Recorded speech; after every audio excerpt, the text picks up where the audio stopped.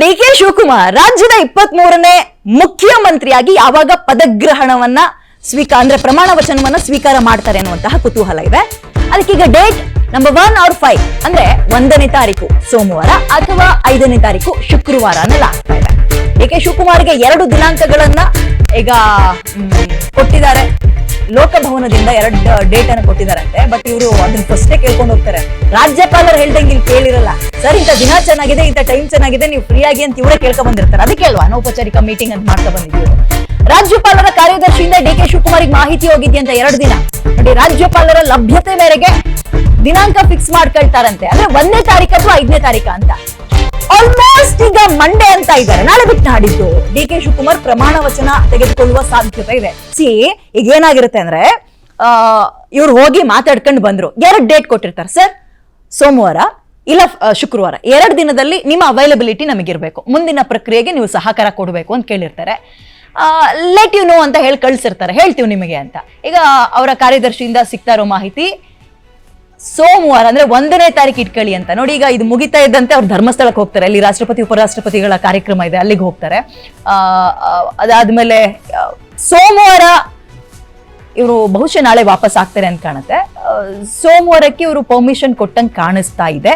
And ಸಮಯ ಕೂಡ matter ಆಗುತ್ತೆ. ನಾನು ಆರಂಭದಲ್ಲೇ ಹೇಳ್ದಂಗೆ ಸಿದ್ದರಾಮಯ್ಯ ಮತ್ತು ಡಿ.ಕೆ. ಶಿವಕುಮಾರ್ ಅವರ ಒಬ್ಬ ಮಾಸ್ ಮತ್ತು ಮತ್ತೊಬ್ಬ ಪವರ್ಫುಲ್ ಲೀಡರ್ ನಡುವೆ ಇರುವಂತಹ ದೊಡ್ಡ ವ್ಯತ್ಯಾಸ ಏನು ಅಂದ್ರೆ ಒಬ್ಬ ಆಸ್ತಿಕ ಮತ್ತೊಬ್ಬ ನಾಸ್ತಿಕ. ಆಸ್ತಿಕರಾಗಿರುವ ಡಿ.ಕೆ. ಶಿವಕುಮಾರ್ ಸಮಯ, ಗಳಿಗೆ, ಸಂದರ್ಭ, ಈ ಕಾಲಚಕ್ರ, ಅದ್ಯಾವುದೋ ಹೇಳ್ತಾರಲ್ಲ ರಾಹುಕಾಲ ಮತ್ತೊಂದು ಕಾಲ, ಅದನ್ನೆಲ್ಲ ತುಂಬಾ ನಂಬುವಂತಹ ವ್ಯಕ್ತಿ, ತುಂಬಾ ನಂಬ್ತಾರೆ. ಹಾಗಾಗಿ 2 ದಿನ ಅವ್ರು ನಂಬುವಂತಹ ಜ್ಯೋತಿಷಿಗಳ ಬಳಿ ಕೇಳ್ಕೊಂಡಿರ್ತಾರೆ. 2 ಡೇಟ್ ಕೊಟ್ಟು ಬಂದಿರ್ತಾರೆ. ಅದ್ರಲ್ಲಿ ಒಂದು ಇವ್ರು ಆಯ್ಕೆ ಮಾಡಿ ಹೇಳಿರ್ಬೋದು.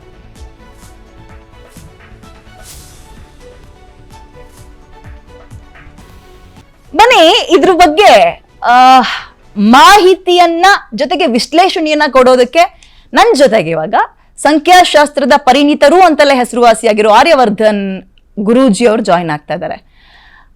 ಆರ್ಯವರ್ಧನ್ ಗುರುಗಳೇ, ನನ್ನ ಧ್ವನಿ ನಿಮಗೆ ಕೇಳಿಸ್ತಾ ಇದೆ ಅನ್ಕೊಳ್ತೀನಿ.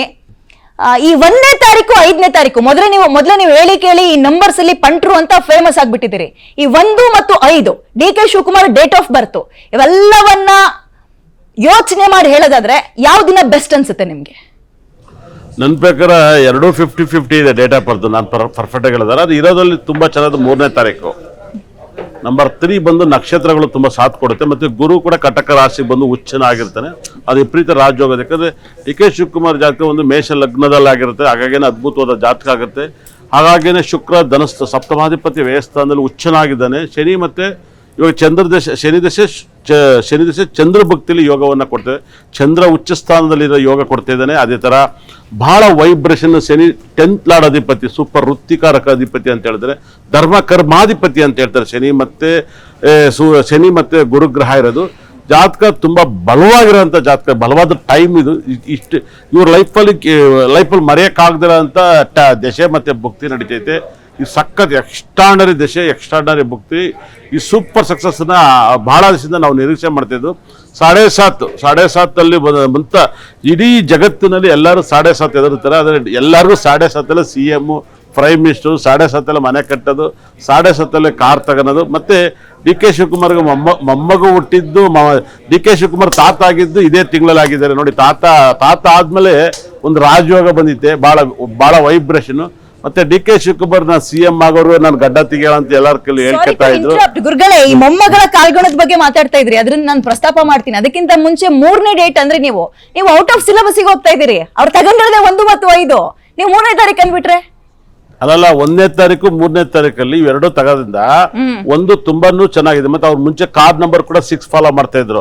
ನಾನೇ ತುಂಬಾ ಜನ ಕೇಳಿದ್ರು ಕಾರ್ 6 ನಂಬರ್ ಯೂಸ್ ಮಾಡಬಾರ್ದು ಅಂತ. ಆಮೇಲೆ ಅವ್ರು 15 ನಂಬರ್ ಯೂಸ್ ಮಾಡಕ್ ಸ್ಟಾರ್ಟ್ ಮಾಡಿದ್ರು. ಬಹಳ ವರ್ಷ ಏನಿಲ್ಲ, ಒಂದು 3 ವರ್ಷದಿಂದ 15 ಯೂಸ್ ಮಾಡ್ತಿದ್ರು. ಮುಂಚೆಲ್ಲ ಅವ್ರ ಕಾರ್ ಯಾವತ್ತವ್ರು 6 ಲಾಸ್ಟ್ ಎಂಡರ್ ಇದು 100%. ಹಾಗಾಗೇನೆ ಅವ್ರ ಜಾತಕದಲ್ಲಿ ವಿಪರೀತ ರಾಜಯೋಗ ಜಾತಕ ಆಗಿರೋದ್ರಿಂದಲೇ. ಯಾಕಂದ್ರೆ ಶನಿ 10ನೇ ಮನೆ ಶನಿ ಬಹಳ ಬ್ಯೂಟಿಫುಲ್. ಅದರಲ್ಲಿ ಗುರು ಗ್ರಹ ಇರೋದು, ಚಂದ್ರ ಬಲವಾಗಿರೋದು, ಅವರ ಜಾತಕ ನೋಡೋಕ್ಕೆ ತುಂಬ ಚೆನ್ನಾಗಿದೆ. ಡಿ.ಕೆ. ಶಿವಕುಮಾರ್ ಅವ್ರ ಜಾತಕ ಅದ್ಭುತ. ತುಂಬ ಸರಿ ನಾನು ಕೂಡ ಪ್ರೆಡಿಕ್ಷನ್ ಮಾಡಿದ್ದೆ.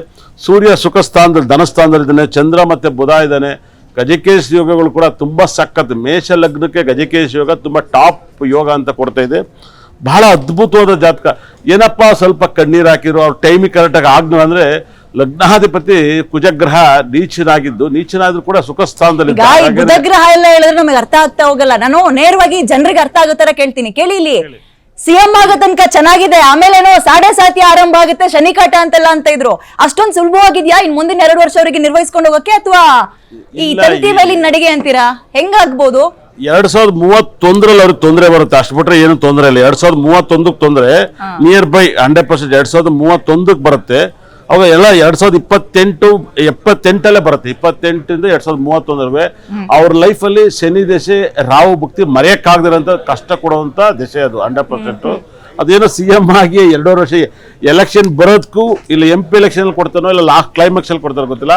ರಾಹು ಭಕ್ತಿ ಮಾತ್ರ DK ಶಿವಕುಮಾರ್ ತುಂಬಾ ಕೇರ್ಫುಲ್ ಆಗಿರ್ಬೇಕು. 2031 ತನಕ ಚೆನ್ನಾಗಿದೆ, ನೀವ್ ಹೇಳ್ತಿರೋ ಪ್ರಕಾರ ಅವ್ರ ನೇತೃತ್ವದಲ್ಲಿ ಅವರೇ ಗೆಲ್ತಾರೆ ಅಂತ. 2028 ಸೆಪ್ಟೆಂಬರ್ ಸ್ಟಾರ್ಟ್ ಆಗುತ್ತೆ ಅದು ಆ ದಶೆ ರಾಹು ಭಕ್ತಿ. ಸೆಪ್ಟೆಂಬರ್ ಹೊತ್ತಿಗೆ ಎಲೆಕ್ಷನ್ ಬಂದಿರೋ ನನಗೆ ಗೊತ್ತಿರಲ್ಲ 100%. ಹಾಗಾಗಿ ಅದ್ರೊಳಗಡೆ ಅವ್ರ ಏಟಿಗೆ ಸಿಗಬಾರ್ದು 100%. ಬಹಳ ಅದ್ಭುತವಾದ ಒಂದು ಯುಗ ಇದು. ಇವ್ರ ಲೈಫಲ್ಲಿ ಎಷ್ಟು ರಾಜಯೋಗ ಕೊಡುತ್ತೋ 2028ರಿಂದ 2031 ರಾಹು ಭಕ್ತಿ ಅಷ್ಟೇ ಡೇಂಜರ್. ಯಾಕಂದ್ರೆ ನಾನು ಆಲ್ಮೋಸ್ಟ್ ಇಡೀ ವರ್ಲ್ಡ್ ಅಲ್ಲಿ ಅಂದ್ರೆ ಕರ್ನಾಟಕದಲ್ಲಿ ಇಲ್ಲಿವರೆಗೂ CM ಸ್ಥಾನವನ್ನ ನನಗೆ ತಿಳಿದಿರೋ ಮಟ್ಟಿಗೆ CM ಇಳಿಯೋದು ಆಗೋದು ಎಲ್ಲವನ್ನೂ ಪ್ರೆಡಿಕ್ಷನ್ ಮಾಡಿದ್ವಿ. ಇದನ್ನು DK ಶಿವಕುಮಾರ್ ಬಗ್ಗೆ ಹೋದ್ ಸರಿ ಎಲ್ಲರ ಟಿವಿಲಿ ಆಗ್ತಾರೆ ನಾನು ಈ ಸರಿ ಆಗಲ್ಲ, ನೆಕ್ಸ್ಟ್ ಇನ್ 3 months ಅಲ್ಲಿ ಆಗ್ತಾರೆ ಬರ್ದಿರಿ ಕೇಳಿ ಅಂತ ಪ್ರೆಡಿಕ್ಷನ್ ಮಾಡಿದ್ದೆ 100%. ಅದೇ ತರ 3 month ಅಲ್ಲಿ ಮತ್ತೆ ಸಾಕಷ್ಟು ಜನ ನಂಗೆ ಮೊನ್ನೆ ಕೂಡ ವಿನಯ್ ಕಾರ್ತಿಕ್ ಅವ್ರಿಗೆ ಸಿಗ್ತಾಗಲೂ ಕೂಡ ನಾನು ಹೇಳ್ತಾ ಇದ್ದಾಗ 100% ತಿರುವಣ್ಣಾಮಲೆಗೆ ಹೋಗಿ ಅಂತ ಹೇಳಿದ್ರೆ ಫಸ್ಟ್ ನಾನು. ಯಾಕಂದ್ರೆ ಅವ್ರು ಕೃತಿಕಾ ನಕ್ಷತ್ರದಲ್ಲಿ ಹುಟ್ಟಿದ್ರೆ ತಿರುವಣ್ಣಾಮಲೆಗೆ ಹೋಗಿ ಸಖತ್ ಪಾಸಿಟಿವ್ ಬರುತ್ತೆ ಅಂತ ಹೇಳಿದ್ರು. ಹೇಳಿದ್ರಿ ನೀವು ಗುರುಗಳೇ ಅವ್ರಿಗೆ? ತುಂಬಾ ಸರಿ ಕೇಳಿದ್ದಾರೆ ಅವ್ರ ಫಾಲೋವರ್ಸ್, ತುಂಬಾ ಸರಿ. ಮೊನ್ನೆಲ್ಲೂ ಬಂದಿದ್ರು, ಬಸವರಾಜರು ಬಂದಿದ್ರು, ಮೊನ್ನೆ ವಿನಯ್ ಕಾರ್ತಿಕ್ ಅವ್ರು ಕೇಳಿದ್ರು, ಮೊನ್ನೆ ಅವ್ರ ಮನೆಯವ್ರು ಎಲ್ಲರೂ ಕೇಳ್ತಾನೆ ಇರ್ತಾರೆ ಯಾವಾಗ.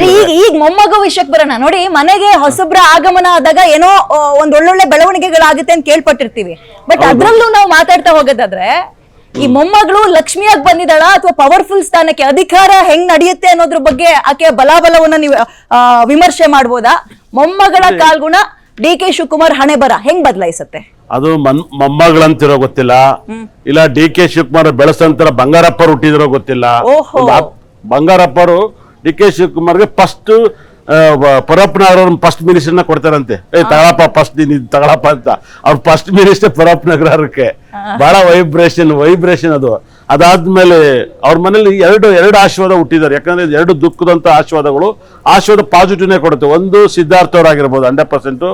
ಅದ್ರ ಒಂದು ಬಂಗಾರಪ್ಪ ಅವರು, ಯಾಕಂದ್ರೆ DK ಶಿವಕುಮಾರ್ಗೆ ಬೆನ್ನೆಲುಬಾದಂತ ಕಾಂಗ್ರೆಸ್ ಅಲ್ಲಿ ಬಂಗಾರಪ್ಪ ಫಸ್ಟ್. ಅದೇ ತರ SM ಕೃಷ್ಣ ಅವರ ಆಶೀರ್ವಾದ ಬಹಳ ಅದ್ಭುತವಾದ ಆಶೀರ್ವಾದ. SM ಕೃಷ್ಣ ಅವರ ಆಶೀರ್ವಾದ ಇವೆಲ್ಲ ಮರೆಯಕ್ಕಾಗದೇ ಇರೋಂಥ ಆಶೀರ್ವಾದಗಳು. ಹಾಗಾದ್ರೆ ಇವ್ರ ಮನೇಲಿ ಒಂಥರ ಜಪ ಮಾಡ್ತಾ ಇತ್ತು, CM ಅನ್ನೋ ತರ ಇಡೀ ಟೋಟಲ್ ಫ್ಯಾಮಿಲಿ. ಅದು 2 ಫ್ಯಾಮಿಲಿ 3 ಫ್ಯಾಮಿಲಿ ಎಲ್ಲ ರಾಜಕೀಯ ಫ್ಯಾಮಿಲಿ. ಹಾಗಾಗಿನೇ DK ಶಿವಕುಮಾರ್ಗೆ ಅದ್ಭುತವಾದ ಟೈಮು. ಈ ತಗೊಳ್ಳುವಂತ ಟೈಮುಗಳಿಗೆ ಒಂಚೂರು ಹಿಂದೆ ಮುಂದೆ ಆಗದಾಗ ನೋಡ್ಕೋಬೇಕು. ಯಾಕಂದ್ರೆ ಬಹಳ ವೈಬ್ರೇಷನ್, ತುಂಬಾ ಕಷ್ಟಪಟ್ಟು ಆಗ್ತಿದ್ದಾರೆ. ಹಾಗಾಗಿನೇ ಎಲ್ಲಾ ಕಡೆ ಕಾಂಗ್ರೆಸ್ ಆಗ್ತೈತೆ. ತಮಿಳ್ನಾಡಲ್ಲೂ ಕಾಂಗ್ರೆಸ್ ಮಿಸ್ ಆಯ್ತು, ಅದೇ ತರ ಕೇರಳದಲ್ಲೂ ಕಾಂಗ್ರೆಸ್, ಒಂಥರ ಎಲ್ಲಾ ಕಡೆ ಕಾಂಗ್ರೆಸ್ ಬರ್ತಾ ಇರೋದ್ರಿಂದ ಈ ಸೂಪರ್ ಜಾತಕ DK ಶಿವಕುಮಾರ್ ಕರ್ನಾಟಕದ ಯೂತ್ ನ ತುಂಬಾ ಜನ ಎತ್ಕೊ ಹೋಗ್ತಾರೆ. ಮತ್ತೆ ಇದೇ ಟೈಮಲ್ಲಿ ನಾನು ಹೇಳ್ತಾ ಹೋಗ್ತೀನಿ, ಸಾಕಷ್ಟು ಜನ ಬಿಜೆಪಿಯಿಂದ MLAಗಳು ಕೂಡ ಕಾಂಗ್ರೆಸ್ಗೆ ಎಳ್ಕೊಳ್ಳುವಂತ ಸಂದರ್ಭ ತುಂಬಾ ನಡೀತಿದೆ. ಯಾಕಂದ್ರೆ DK ಶಿವಕುಮಾರ್ ಅವ್ರಿಗೆ ರಾಜಕೀಯ ಅಂತ ಒಂದು ತಂತ್ರ ಚಾಣಕ್ಯ ಅಂತ ಹೇಳ್ಬೋದು 100%. ಥ್ಯಾಂಕ್ ಯು ಇಷ್ಟೊತ್ತು ನಿಮ್ ಟೈಮ್ ನ ನಮ್ ಜೊತೆಗೆ ಸ್ಪೆಂಡ್ ಮಾಡಿದ್ದಕ್ಕೆ.